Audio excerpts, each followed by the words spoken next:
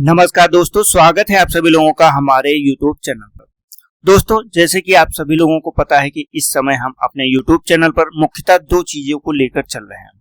दो चीजों में ये दोनों चीजें आपके जनरल स्टडी से संबंधित है। जनरल स्टडी को कैसे मजबूत किया जाए, आखिर जीएस का जो पार्ट होता है ये बहुत महत्वपूर्ण भूमिका को निभाता है। तो उसी को मजबूत बनाने के लिए हम लोग इसको स्टार्ट करते हैं, क्योंकि कभी कभी कमियां ये भी नजर आती हैं कि लोग कहते हैं कि एनसीईआरटी का हम लोगों ने नहीं पढ़ी। तो एनसीईआरटी भी हम लोग पूरा पढ़ रहे हैं, जिसमें हम लोग क्लास 6 से लेकर कक्षा 12 तक का सभी सब्जेक्ट को करते हैं। अब इसमें है जैसे कि अभी क्या चल रहा है, तो अभी पॉलिटी चल रहा है। पॉलिटी लगभग खत्म हो चुका है, अभी ज्योग्राफी को हम लोगों ने स्टार्ट कर दिया क्लास 6 का। इसके बाद हम लोग क्लास 6 की हिस्ट्री देखेंगे, और क्लास 6 की हिस्ट्री देखने के बाद हम लोग आगे बढ़ेंगे और देखेंगे क्लास 7 का, क्योंकि इसमें 3 ही सब्जेक्ट ऐसे होते हैं जिनको हमें पढ़ना रहता है। और जो हमारा सेकंड चीजें है ये है कि जीएस और जीके का जो है पार्ट लेके चल रहे हैं, जिसमें सब्जेक्ट क्या देख रहे हैं, तो सारे सब्जेक्ट को हम लोग 60 में देखेंगे। और इस समय हम लोग पॉलिटी को देख रहे हैं। पॉलिटी के अंतर्गत हमने काफी सारी चीजें देख ली, मतलब भारतीय संविधान जो है, भारतीय संविधान में अभी हम लोग देख चुके हैं। काफी सारे हमारे लगभग 3 या 4 वीडियो पहले आ चुके हैं, उनको आप देखेंगे तो उसमें संवैधानिक विकास की यात्रा से लेकर हम लोग कहाँ पहुंच चुके थे, तो मूल कर्तव्य तक का पहुंच चुके थे। अभी हम लोग जो पढ़ा रहे हैं, अभी जो हम लोग पढ़ रहे हैं, ये है कि हमारा जो भारतीय संघ व्यवस्था है, भारतीय संघ व्यवस्था के बारे में। लेकिन भारतीय संघ व्यवस्था को देखने के पहले एक चीज आपको याद रखनी है कि मतलब जो संसदीय व्यवस्था है, कि फिर भारत का जो केंद्रीय व्यवस्थापिका है या केंद्रीय जो संसद है, इसकी स्थापना जो की गई ये किस आधार पे की गई। तो देखिए, सबसे पहली चीज की जैसे शासन की जो व्यवस्था होती है उसी को राज्य व्यवस्था बोलते हैं। तो हम लोगों ने पहले वीडियो में ही समझ लिया था। अब आखिर भारत में शासन व्यवस्था कैसे, भारत में शासन व्यवस्था को अपनाने के लिए जैसे भारत के संविधान को देखेंगे तो इसमें कहीं ना कहीं केंद्र हो, यहाँ पे आप समझना ये है आपको कि चाहे केंद्र हो या फिर राज्य हो, दोनों में हम लोगों ने क्या किया है कि एक संघीय व्यवस्था की स्थापना की। संघीय व्यवस्था जिसमें क्या होता है, इसमें केंद्र आपका मजबूत हो जाता है और वहीं राज्य आपका अलग हो जाता है। ये प्रशासन के दृष्टिकोण से राज्य को बनाया जाता है। अगर प्रशासन के दृष्टिकोण से देखेंगे तो सिर्फ प्रशासन के दृष्टिकोण से ही इसका निर्मित किया जाता है, बाकी सारी शक्तियां लगभग केंद्र में होती है। अच्छा, अब इन दोनों में क्या किया गया, अगर केंद्र और राज्य की बात करें तो इन दोनों में हम लोगों ने संसदीय शासन प्रणाली को अपनाया है। अब आखिर संसदीय शासन प्रणाली क्या होती है, ये तो बहुत लोगों को पता होगा कि जिसमें एक संसद का निर्माण होता है। संसदीय स्वरूप को हम लोगों ने अपनाया। अब संसदीय स्वरूप को अपनाने के पीछे का कारण क्या है।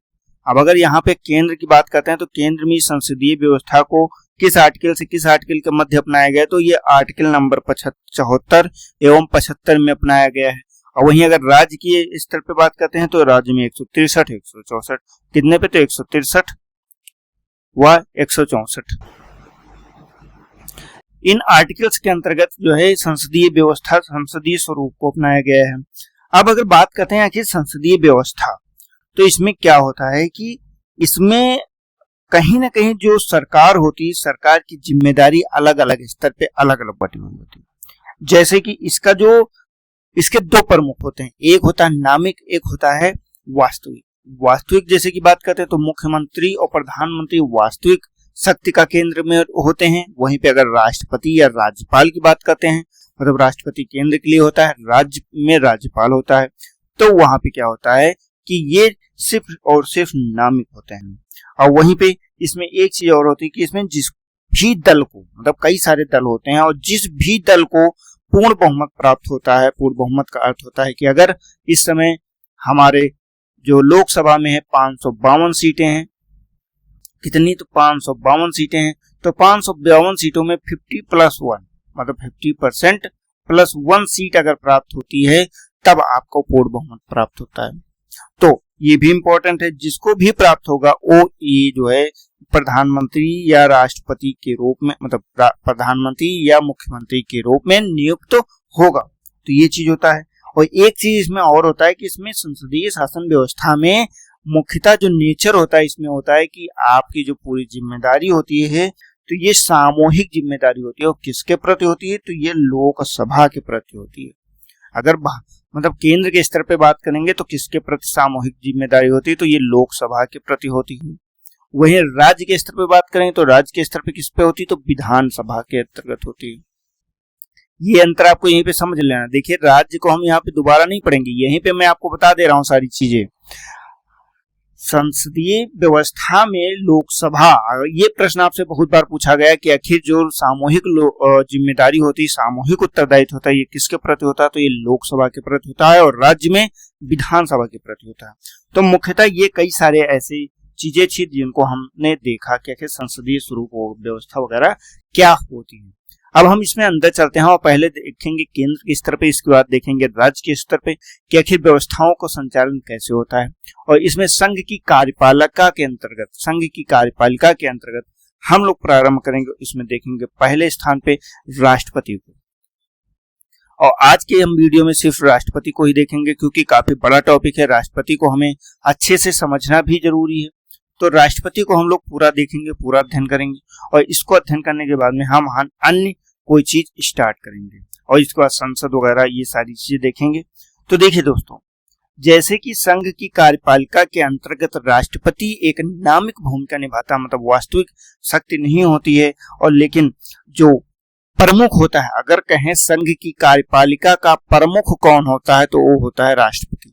अब वो चाहे वास्तविक हो चाहे नामिक हो, लेकिन जो है प्रमुख कौन होता है तो राष्ट्रपति। अगर आपसे पूछा जाता है भारत सरकार का प्रमुख कौन है या भारत की कार्यपालिका का प्रमुख कौन है, तो भारत की कार्यपालिका का प्रमुख होता है राष्ट्रपति। अब संघ की कार्यपालिका का अगर वर्णन करने की बात करते हैं तो वर्णन कहाँ पे किया गया, तो ये आर्टिकल नंबर 52 से लेकर कहाँ तक का वर्णन किया गया, तो ये 78 तक का वर्णन किया गया। 52 से 78 के मध्य में पूरी संघ की कार्यपालिका का वर्णित किया गया है। अब जैसे इसमें बात करते हैं संघ की कार्यपालिका में शामिल कौन कौन होता है, तो हमने पहले ही बता दिया कि प्रमुख के रूप में राष्ट्रपति को रखते हैं। इसके बाद कौन आ जाता है, तो राष्ट्रपति हो जाता है। इसके बाद हो जाता है हमारा उपराष्ट्रपति। कौन, तो उपराष्ट्रपति। अब पहले स्थान पे हो गया राष्ट्रपति, दूसरे स्थान पे हो गया उपराष्ट्रपति। इसके बाद कौन शामिल हो जाएगा, तो इसके बाद तीसरे नंबर पे हो जाता है हमारा प्रधानमंत्री। प्रधानमंत्री हो जाता है पूरा, और इसके बाद हमारा हो जाता है मंत्रिमंडल। चौथे नंबर पे अगर हम देखेंगे तो हमारा मंत्रिमंडल शामिल होता है, मंत्रिमंडल। और वही 5वें नंबर पे आपका शामिल हो जाता है भारत का महान्यायवादी। ये भी हमारी संघ की कार्यपालिका के अंतर्गत शामिल किया जाता है। कौन, तो महान्यायवादी। ये भी आपको याद रखना है। अक्सर होता ये है कि हम लोग ये इसको बाहर कर देते हैं कि आखिर महान्यायवादी संघ की कार्यपालिका में शामिल नहीं होता है, तो भैया महान्यायवादी भी संघ की कार्यपालिका का जो है शामिल होता है। अब यहाँ पे राष्ट्रपति को हमने जैसे देखा था, ये क्या था, तो ये राज्य का प्रमुख होता है। ये हमने आपको पहले ही बताया। भारत का प्रथम नागरिक भी यही होता है। अगर आपसे प्रश्न पूछा जाता है कि भारत का प्रथम नागरिक कौन है, तो प्रथम नागरिक कौन है, तो भारत का राष्ट्रपति ही भारत का प्रथम नागरिक होता है। कौन, तो भारत का प्रथम नागरिक होता है। अब इसका कार्य क्या है, राष्ट्रपति के अगर कार्य की बात करते हैं डायरेक्ट, कि अगर एक लाइन में आपको बताना है कि कार्य क्या होता है, तो इसका मुख्य कार्य या जिम्मेदारी होती है क्या, राष्ट्र की एकता को बनाए रखना। राष्ट्र की एकता, राष्ट्र की एकता को बनाए रखना, उसकी अखंडता को अक्षुण्ण रखना। क्या करना, अखंडता, अखंडता को पूरी तरह से कायम रखना। इसके अलावा अन्य की बात करते हैं तो एवं उसकी एकता को सुदृढ़ बनाना। अगर लगातार बताया जाए तो लगातार जो उसकी सुदृढ़ता है, एकता को, उसको सुदृढ़ता को बनाए रखना, ये मुख्यतः कार्य है। तो राष्ट्र की एकता, अखंडता एवं सुदृढ़ता को कायम रखना और उसको लगातार मेंटेन रखना, ये मुख्यतः इसके कार्य होते हैं। तो ठीक है, ये हम लोगों ने इतनी चीजें देखी। अब हम आगे प्रस्थान करेंगे और देखेंगे कि राष्ट्रपति को कैसे हम लोग लाते हैं, कैसे राष्ट्रपति कार्य करता है, क्या है राष्ट्रपति।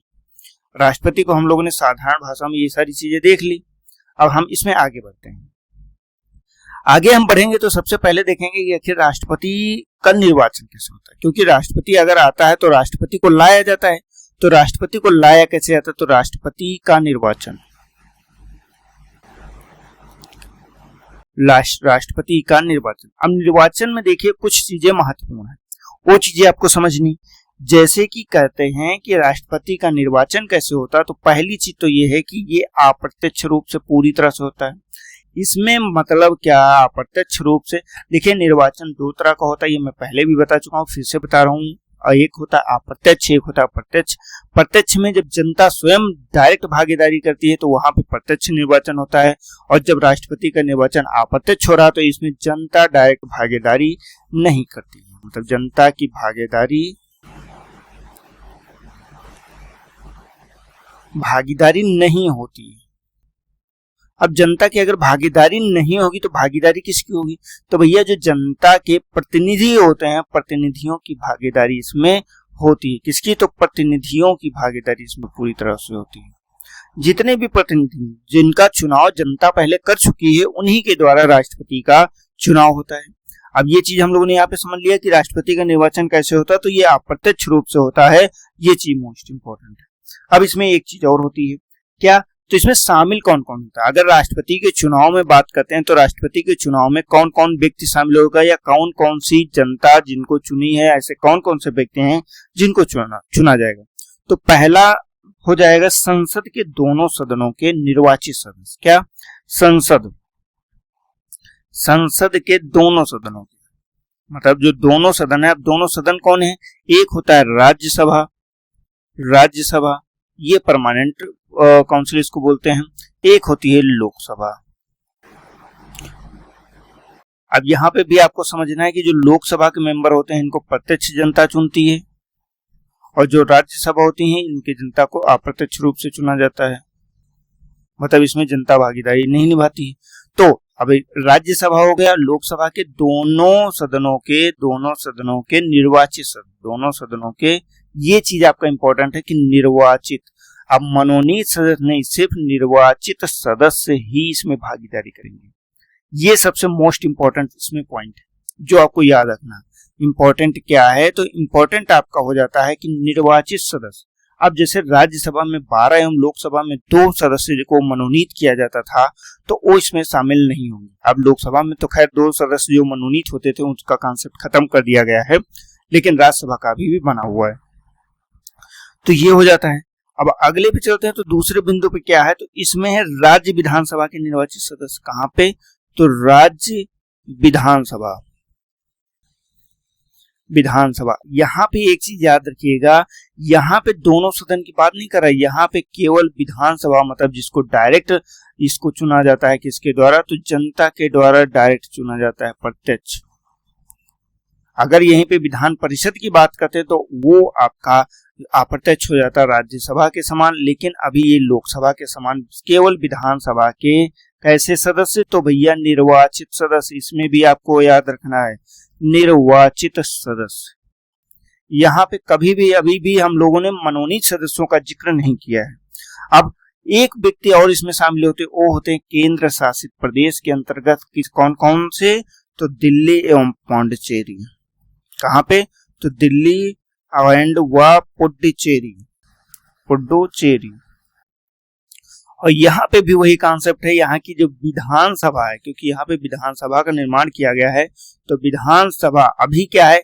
अभी जैसे कि आपका जम्मू और कश्मीर केंद्र शासित प्रदेश बनाए गए, वहां पे भी जैसे अगर विधानसभा बनाई गई है, जब वहां पे विधानसभा का पूरी तरह से गठन हो जाएगा उसके बाद वहां के सदस्यों को भी इसमें शामिल किया जाएगा। अभी दिल्ली और पुडुचेरी पढ़ रहे हैं, बाद में इसमें जम्मू एंड कश्मीर के बारे में भी हम लोग इसको शामिल कर लेंगे।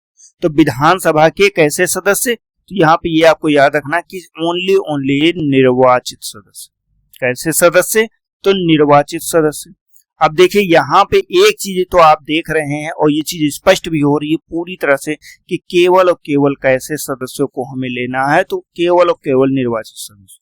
अब अगर आपसे प्रश्न पूछा था कि राष्ट्रपति के चुनाव में किस प्रकार के सदस्यों को लिया जाता है, तो केवल निर्वाचित सदस्यों को लिया जाता है।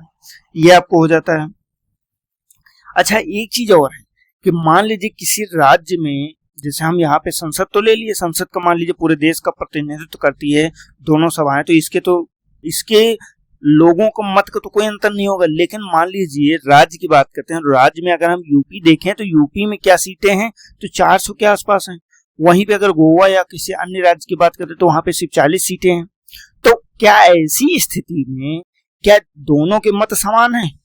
मतलब दोनों, अगर यूपी का कोई मेंबर वोट कर रहा है तो यहाँ पे तो ज्यादा है ना सदस्य, तो इन सदस्यों द्वारा अगर वोट डाला जाएगा तब तो ज्यादा हो जाएगा। ये भैया अगर 400 किसी के पक्ष में पड़ गए तो एक साथ में उपजयी हो जाएगा।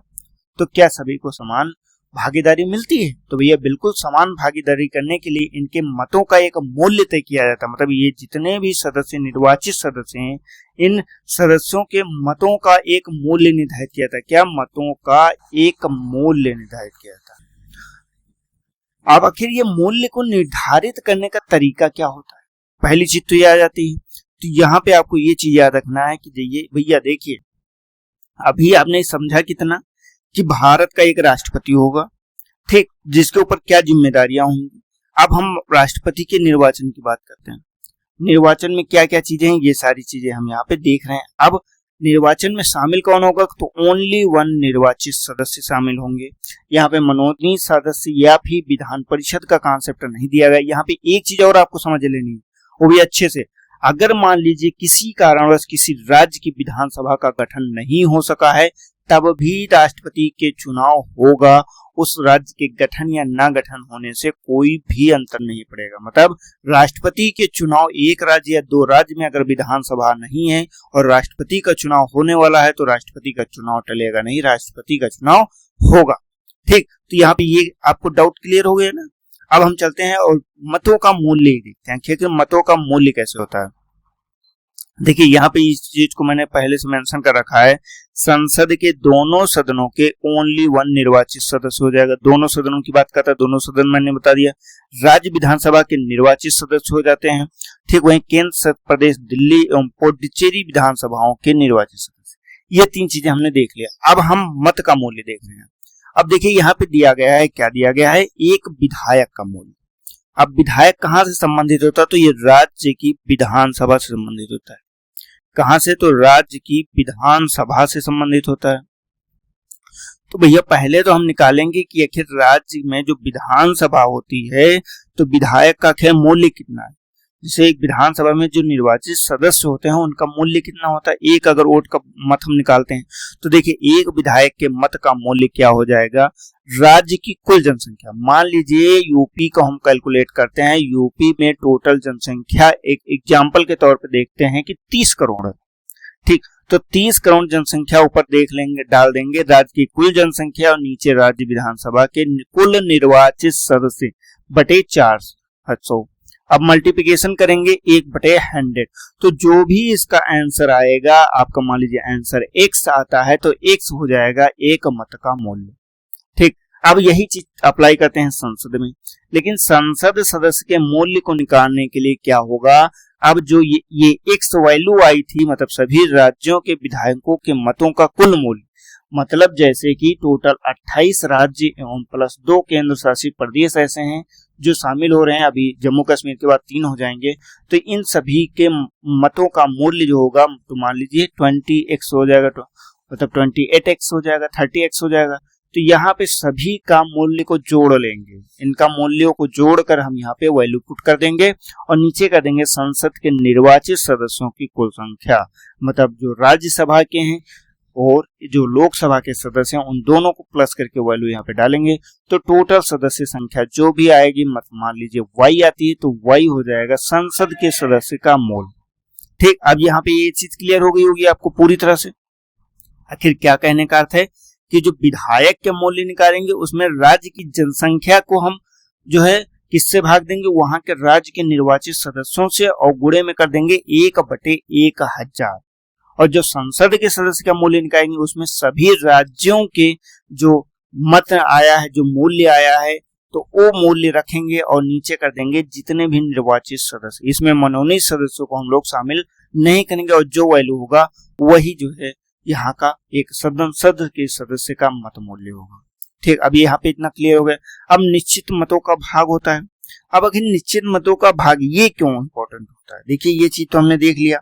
ये इंपॉर्टेंट इसलिए होता है कि आपको इतने मत पाना अनिवार्य है, मतलब अनिवार्य मत कितने होंगे ये कैलकुलेट करने के लिए इस फार्मूला का प्रयोग करते हैं।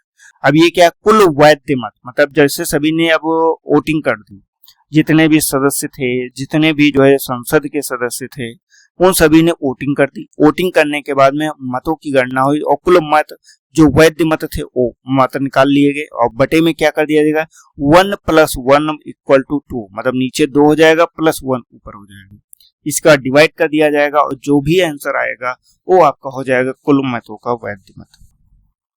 अगर भैया इतना आपको वोट प्राप्त नहीं होता है तो आपकी जमानत भी जब्त हो सकती है, ठीक। तो उनको जो है, अब यहाँ पे देखिए एक चीज और इम्पोर्टेंट है, कहते हैं कि राष्ट्रपति का चुनाव किस आधार पर तो होता है, तो ये होता है अनुपातिक प्रतिनिधित्व के आधार पर। कैसा?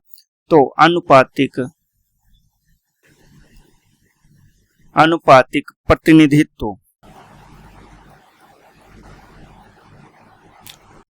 अनुपातिक प्रतिनिधित्व प्रणाली के आधार पे राष्ट्रपति का चुनाव होता है और एकल संक्रमणीय मत होता है। मतलब यहाँ पे एक चीज है, अनुपातिक प्रतिनिधित्व हो जाएगा और एकल संक्रमणीय होगा, एकल संक्रमणीय मत हो जाएगा। एवं वो चीज तो आपको भी पता है, गुप्त मतदान होता है, गुप्त मतदान होगा। ये देखिए राष्ट्रपति के चुनाव में, निर्वाचन में इतनी चीजें हमारी महत्वपूर्ण थी जिनको हम लोग देखा। मुझे उम्मीद है पूरी की इतनी चीजें आपको समझ में आ गई हूँ।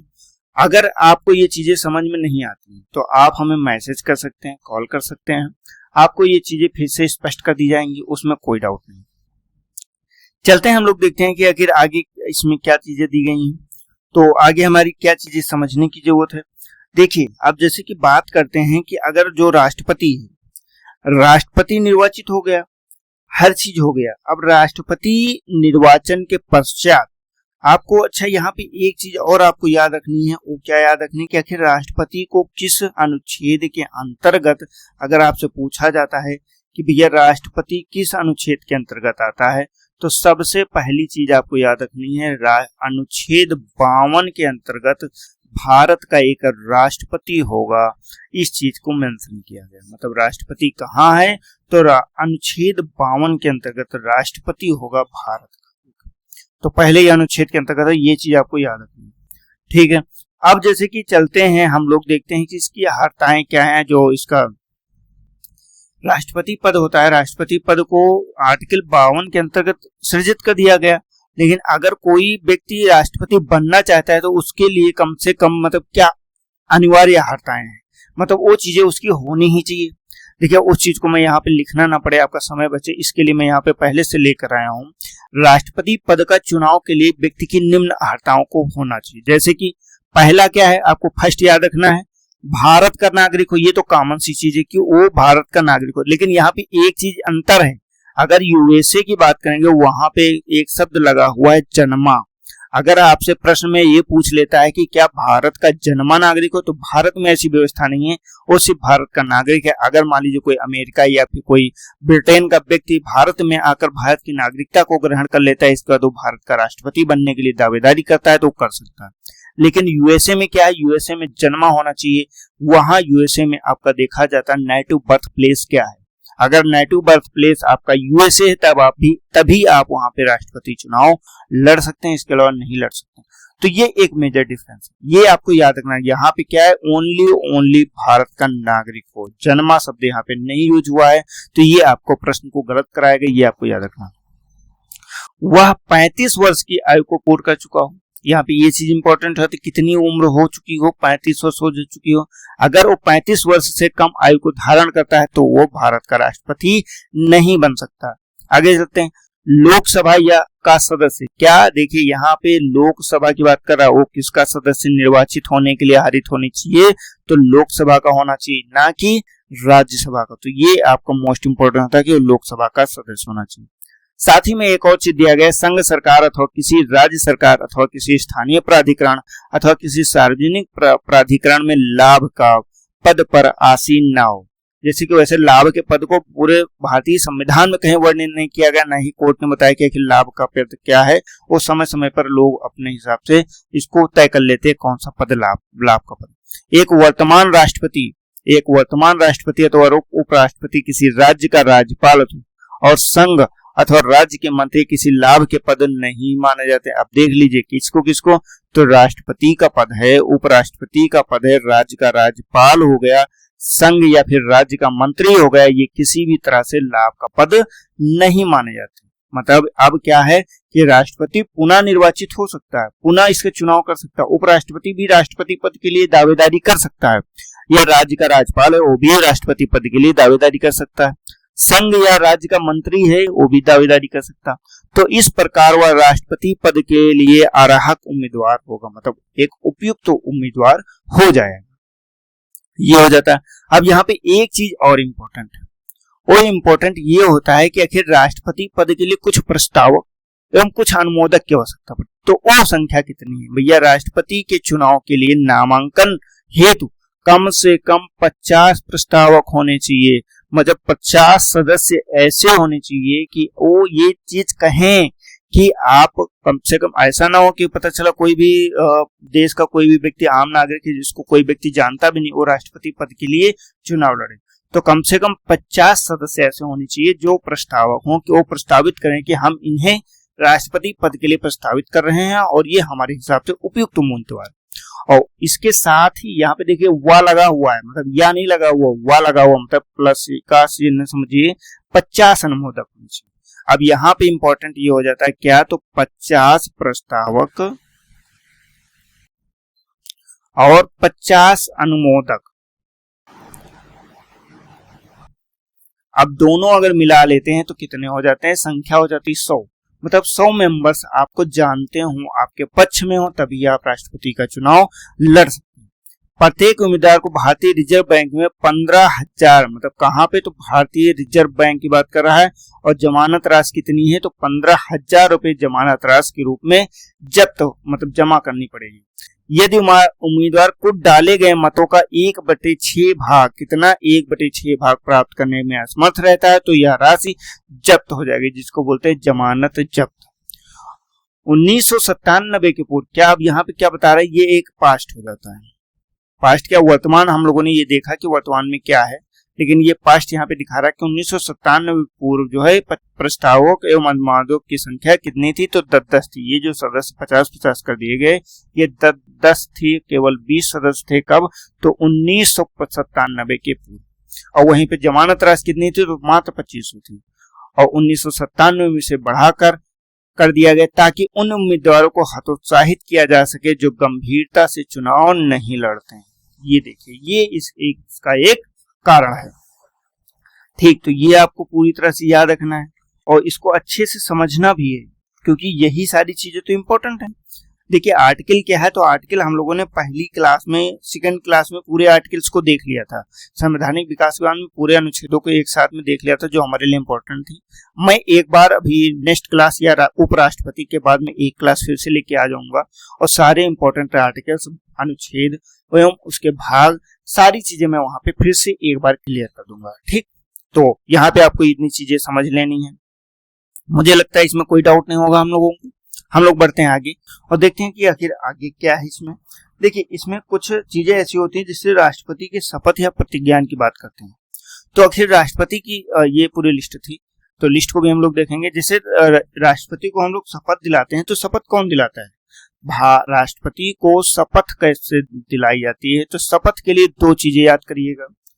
पहली चीज तो जैसे कि ये किसी अनुसूची में, जैसे हम लोगों ने अनुसूचियों को जब जिक्र किया था तो उसमें सभी संसद, सभी मंत्री, सभी के लिए जो शपथ का प्रतिज्ञान या शपथ का रूप दिया गया था, लेकिन राष्ट्रपति का उसमें शब्द का उल्लेख नहीं था। तो राष्ट्रपति शब्द को क्यों नहीं था? क्योंकि राष्ट्रपति को अलग से आर्टिकल नंबर कितना, तो आर्टिकल नंबर जो है 60 के अंतर्गत शपथ दिलाई जाती है। कितने आर्टिकल के अंतर्गत? तो 60, अनुच्छेद 60 के अंतर्गत राष्ट्रपति को जो है शपथ दिलाने का कार्य किया जाता है आर्टिकल नंबर 60 में। अब जैसे शपथ दिलाएगा कौन?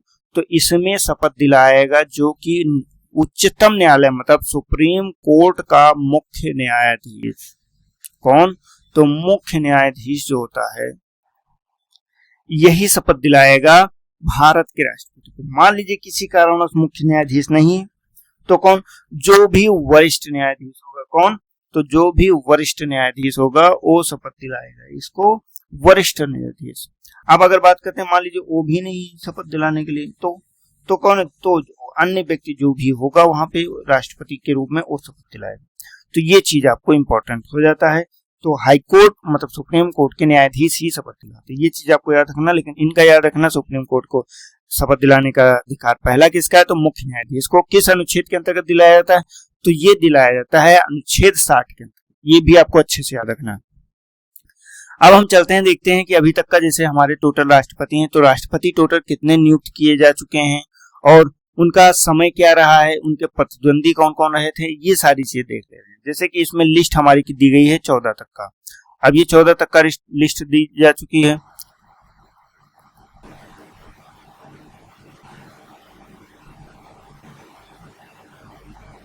हाँ, इसमें टोटल 14 तक का लिस्ट दी जा चुकी है, लेकिन ये 2012 तक का है।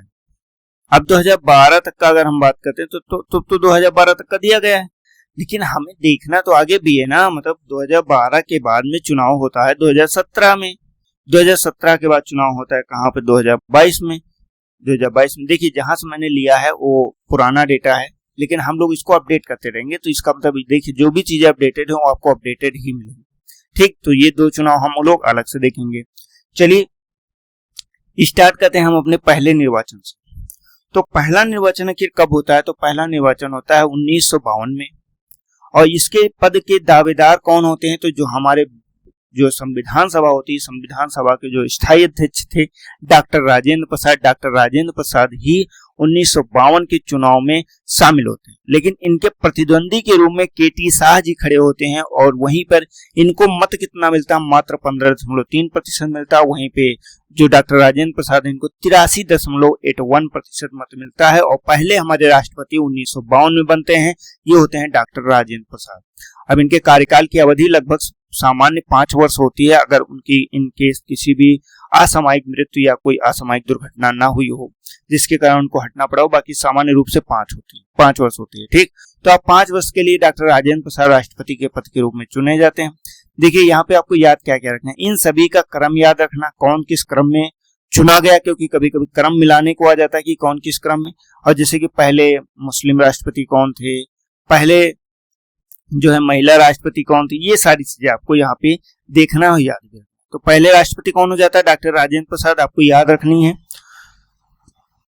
दूसरे कौन राष्ट्रपति बनते हैं, तो दूसरे होते हैं 1957 में डॉक्टर राजेंद्र प्रसाद।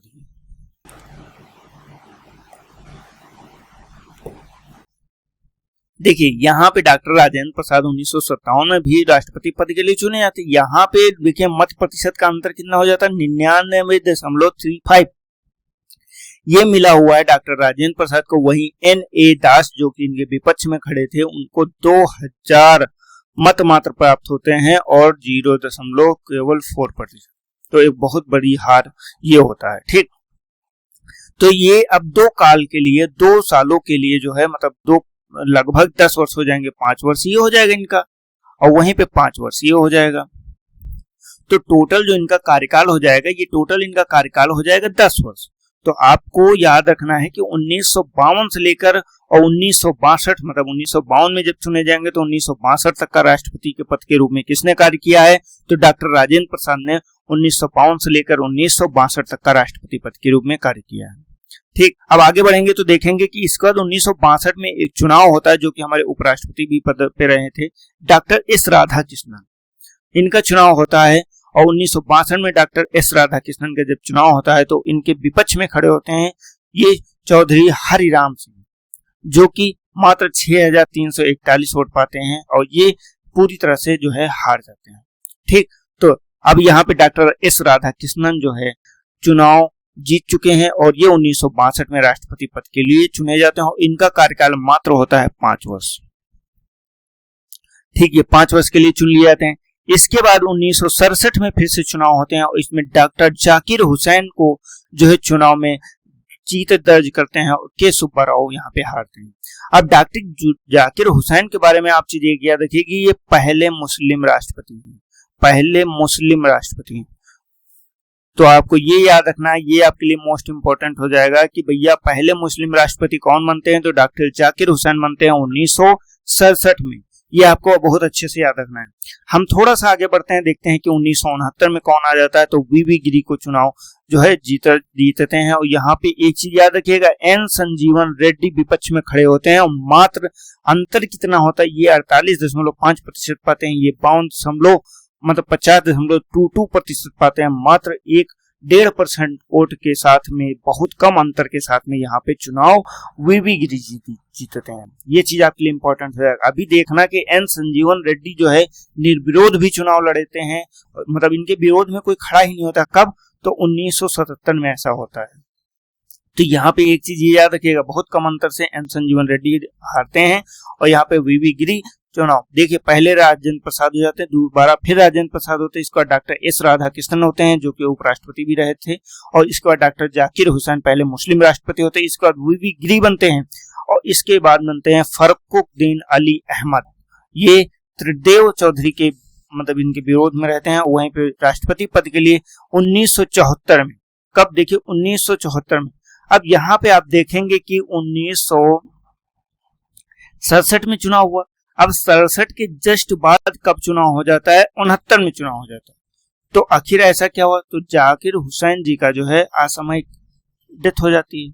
इसी कारण जो है ये दोबारा चुनाव होते हैं 1969 में। अब देखिए क्रम गड़बड़ हो गया, 1952 से 1957, लेकिन अब 1957 नहीं है, यहाँ तक का तो 1967 तक रहा। इसका 1969 हो जाता है। 1969 में वीवी गिरी बनते हैं और इसके बाद ये अब 500 वर्ष के लिए रहेंगे और 1974 में फर्रुखुद्दीन अली अहमद को बनाया जाता है। तो वीवी गिरी हो जाते हैं, वीवी गिरी के बाद में फर्रुखुद्दीन अली अहमद हो जाते हैं। इसके बाद 1977 में जो है एन संजीवन रेड्डी निर्विरोध चुनाव लड़ा जाता है। आपसे प्रश्न ये भी पूछा था, ऐसे कौन से राष्ट्रपति हैं जो पूरी तरह से निर्विरोध, उनके विपक्ष में कोई भी प्रतिद्वंदी खड़ा नहीं हुआ था? तो वो एन संजीवन रेड्डी हैं, इनको आपको याद रखना। आगे बढ़ेंगे तो 1977 में इनका चुनाव होता है और 1977 के बाद में अब क्या होगा? तो 1982 में ज्ञानी जैल सिंह जो है राष्ट्रपति के पद के रूप में चुने जाते हैं। ज्ञानी जैल सिंह, इनके विपक्ष में कौन खड़ा होता है? तो HR खन्ना इनके विपक्ष में खड़े होते हैं, ठीक। लेकिन राष्ट्रपति पद पर ज्ञानी जैल सिंह बनते हैं। ये जो है पद के रूप में 8वें स्थान पर, वहीं व्यक्ति के रूप में ये जो है 7वें व्यक्ति होते हैं जो राष्ट्रपति पद को धारण करते हैं। इसके बाद आगे बढ़ते हैं तो नवे राष्ट्रपति के रूप में जो है 1987 में R वेंकटरमण। ये देखिए कौन? तो ज्ञानी जैल सिंह के बाद में R वेंकटरमण बनते हैं और इनके विपक्ष में V कृष्ण अय्यर बनते हैं, मतलब चुनाव लड़ते हैं। इसके बाद R वेंकटरमणन के बाद में चुनाव लड़ते हैं 1992 में डॉक्टर शंकर दयाल शर्मा, और शंकर दयाल शर्मा के विपक्ष में खड़े होते हैं जॉर्ज स्लेव। अब इसके बाद अगर डॉक्टर शंकर दयाल शर्मा 1992 के बाद 97 में KR नारायण राष्ट्रपति पद पे धारित करते हैं। वहीं 2002 में बात करते हैं तो डॉक्टर APJ अब्दुल कलाम राष्ट्रपति पद के रूप में धारण करते हैं। और इसके बाद APJ अब्दुल कलाम के विपक्ष में खड़े होते हैं लक्ष्मी सहगल, जो कि हार जाते हैं। डॉक्टर APJ अब्दुल कलाम जो कि एक वैज्ञानिक भी थे, वो राष्ट्रपति पद को धारण करते हैं। और 2007 में क्या होता है? श्रीमती प्रतिभा पाटिल चुनाव पद पे होते हैं और ये पहली महिला होती है, पहली महिला राष्ट्रपति। कौन? तो पहली महिला राष्ट्रपति, ये भी आपको याद रखना। पहली महिला राष्ट्रपति होती हैं श्रीमती प्रतिभा पाटिल, जो कि चुनाव पद पे जीतती हैं और इनके विपक्ष में रहते हैं BS शेखावत। और इसके बाद 2012 में चुनाव पद पे आते हैं प्रणब सिंह, और प्रणब सिंह के विपक्ष में रहते हैं PA संगमा। तो प्रणब सिंह हो जाते हैं 2012 में। अब हम लोगों के दो बचे हुए हैं, दो हैं कि आपके 2017 में। तो 2017 में आपके थे रामनाथ कोविंद। कौन? तो रामनाथ कोविंद ने 2017 में। इनके विपक्ष की बात करते हैं तो विपक्ष में इनके कौन थी? तो इनका विपक्ष में थी मीरा कुमार थी। लेकिन राष्ट्रपति बनते हैं रामनाथ कोविंद, ये हमारे राष्ट्रपति होते हैं 15वें नंबर के। अब अगर हम 16वें नंबर की बात करते हैं 2022 की, तो 16 नंबर पे राष्ट्रपति होते हैं। इसमें कौन बनता है? तो इसमें बनती है द्रौपदी मुर्मू, जो कि हमारी वर्तमान राष्ट्रपति हैं द्रौपदी मुर्मू। यहाँ पे एक चीज इनके लिए आपको याद रखना है कि ये पहली जो है क्या है? तो ये जो पहली है ये जनजातीय महिला है। कौन? तो जनजाति महिला। मतलब आदिवासी महिला क्षेत्र की पहली महिला राष्ट्रपति बनती हैं वो कौन होती हैं? तो द्रौपदी मुर्मू होती हैं। इनको आपको याद रखना। इनके विपक्ष में कौन होता है? तो इनके विपक्ष में होते हैं यशवंत सिन्हा। कौन? तो यशवंत सिन्हा, ये भी आपको याद रखना,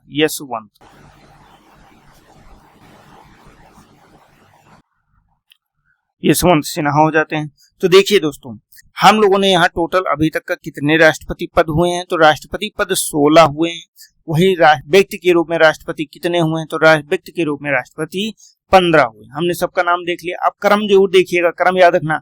सबसे पहले राजेंद्र प्रसाद होते हैं, दोबारा फिर राजेंद्र प्रसाद होते हैं, इसके बाद डॉक्टर एस राधाकृष्णन हो जाते हैं, इसके बाद जाकिर हुसैन हो जाते हैं जो कि पहले मुस्लिम राष्ट्रपति होते हैं, इसके बाद वीवी गिरी हो जाते हैं, इसके बाद फरख्रुद अली अहमद हो जाते हैं, इसके बाद एन संजीवन रेड्डी हो जाते हैं जो कि निर्विरोध चुनाव जीतने वाले पहले व्यक्ति थे, एकमात्र व्यक्ति हैं अभी तक। इसके बाद ज्ञानी जैल सिंह हो जाते हैं, इसके बाद आर वेंकट रमण हो जाते हैं, इसके बाद डॉक्टर शंकर दयाल शर्मा हो जाते हैं, इसके बाद के आर नारायण हो जाते हैं, इसके बाद डॉक्टर एपीजे अब्दुल कलाम हो जाते हैं, इसका श्रीमती प्रतिभा पाटिल हो जाती है जो कि पहले महिला राष्ट्रपति होती हैं, इसका प्रणब मुखर्जी हो जाते हैं, इसके बाद रामनाथ कोविंद हो जाते हैं, और रामनाथ कोविंद के बाद द्रौपदी मुर्मू हो जाती हैं जो कि पहली जनजाति महिला या आदिवासी महिला होती है। ठीक, तो हम लोगों ने इसमें टोटल लगभग 16 राष्ट्रपतियों का क्रम को हम लोगों ने देख लिया, जो कि आपको याद रखना। और यहाँ पे एक चीज आपको और याद रखना कि व्यक्ति अगर पूछता है व्यक्ति के रूप में कितने राष्ट्रपति अभी तक निर्वाचित हो चुके हैं, तो 15 हो चुके हैं। और अगर पद के नाम में पूछते हैं तो पद के नाम में अभी तक 16 हो चुकी, क्योंकि पद पहले 2 पद को किसने धारण किया था? तो पहले 2 पद को डॉक्टर राजेंद्र प्रसाद ने धारण किया था और वो लगातार 10 वर्ष रहे थे, इसीलिए पद के रूप में जो है व्यक्ति के रूप में 15 हो जाते हैं और पद के रूप में 16 राष्ट्रपति। तो ये आपको पूरी तरह से याद रखना है। तो ये चीज हो जाती है। आपने ये हम लोगों ने इसको पूरी तरह से अच्छे से याद रख लिया। अब जैसे राष्ट्रपति पद के लिए एक चीज और इम्पोर्टेंट होती है, जैसे कि वो संसद के किसी भी सदन का सदस्य नहीं होना चाहिए, मतलब ना ही सदन का होना चाहिए, ना ही राज्य विधायिका का होना चाहिए। अगर वो सदस्य होता है तो उसको सदस्य पद को खाली करना पड़ेगा। तो ये चीज आपको याद रखना। और एक चीज और इम्पोर्टेंट जो आपको प्रश्न पूछा था, जैसे कि पहला प्रश्न तो यही हो जाता है कि किसी भी सदन का जो है सदस्य नहीं होना चाहिए, सदस्य नहीं होना चाहिए, ये आपको याद रखना है। और दूसरी चीज यहाँ पे एक चीज और होती है, क्या? तो भैया इसके कालकाल में, मतलब कार्यकाल के दौरान में, किसी भी राष्ट्रपति के कार्यकाल के दौरान में इनके वेतन, आवलिक भत्ते या फिर प्रलब्धियां जो होती हैं,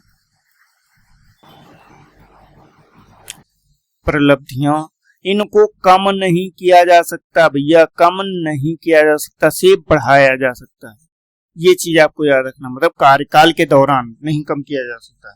तो ये चीज आपको याद रखना। अब जैसे वेतन और भत्तों की बात करें तो वर्तमान में कितना?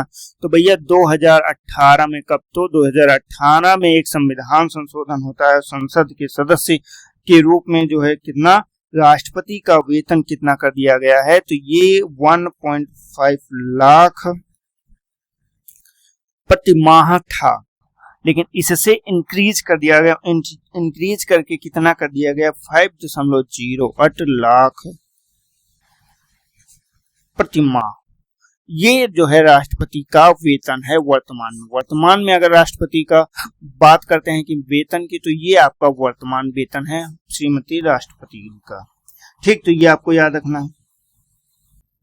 अब जैसे बात करते हैं पेंशन की, तो पेंशन को क्या कर दिया गया? तो पेंशन को राष्ट्रपति की पेंशन जैसे कि 3 लाख रुपए सालाना थी, उनके प्रतिमाह वेतन का 50% कर दिया है। कितना? तो 50% वेतन कर दिया गया, मतलब वेतन नहीं, आपका जो है पेंशन 50% पेंशन है। अब अगर कोई राष्ट्रपति रिटायर होता है तो उसको 2.5 लाख रुपए प्रति माह क्या मिलता है? तो 2.5 लाख रुपए प्रति माह उसको पेंशन दी जाती है। अभी जैसे श्रीमती मुर्मू जी हैं, तो श्रीमती मुर्मू जी जब अपने पद को छोड़ेंगी तो इसके बाद उनको प्रति माह 2.5 लाख रुपए पेंशन के रूप में प्रदान किया जाएगा। तो ये चीज आपके लिए इम्पोर्टेंट हो जाती है।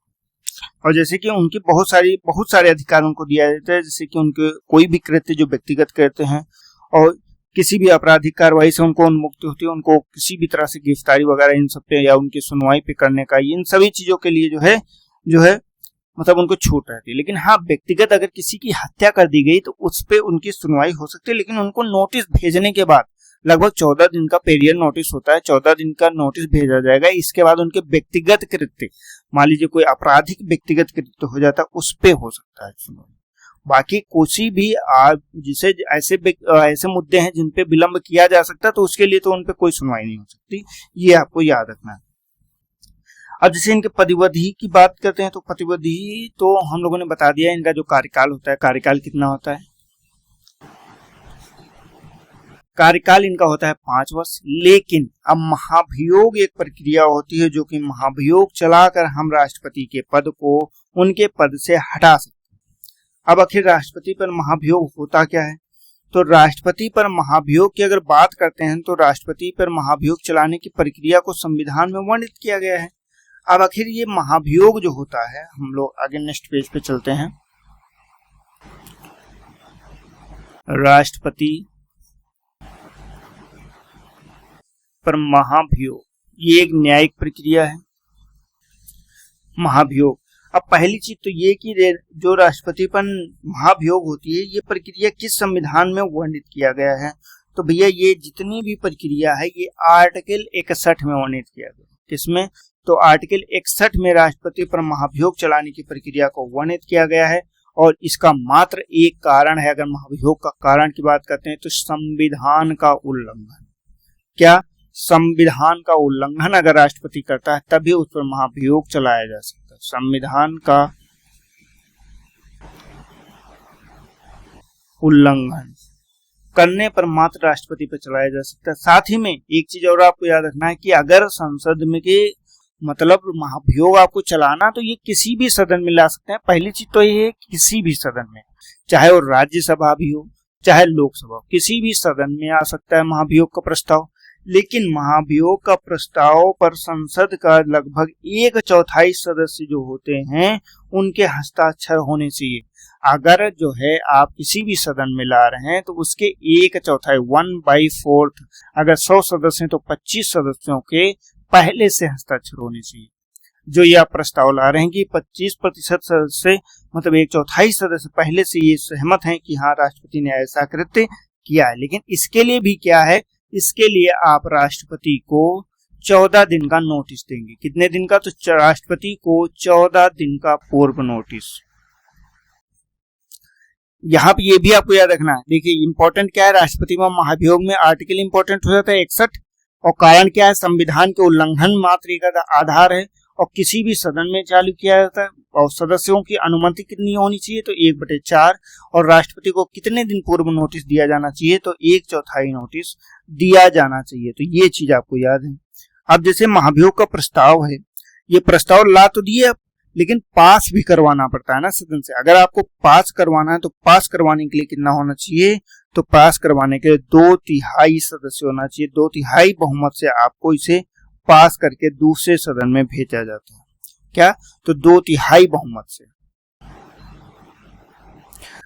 से मतलब पास करना है। इसके बाद इसको आपको दूसरे सदन में जाना है। तो दूसरे सदन में आरोप अगर सही पाती है, और वहां पर मतलब दूसरे सदन में भी 2/3 बहुमत से, मतलब कहाँ पे, तो दोनों सदनों में 2/3 बहुमत से अगर पास हो जाता है, फिर जो है राष्ट्रपति का प्रस्ताव पास हो जाता है, तो राष्ट्रपति को उसके पद से हटाया जा सकता है।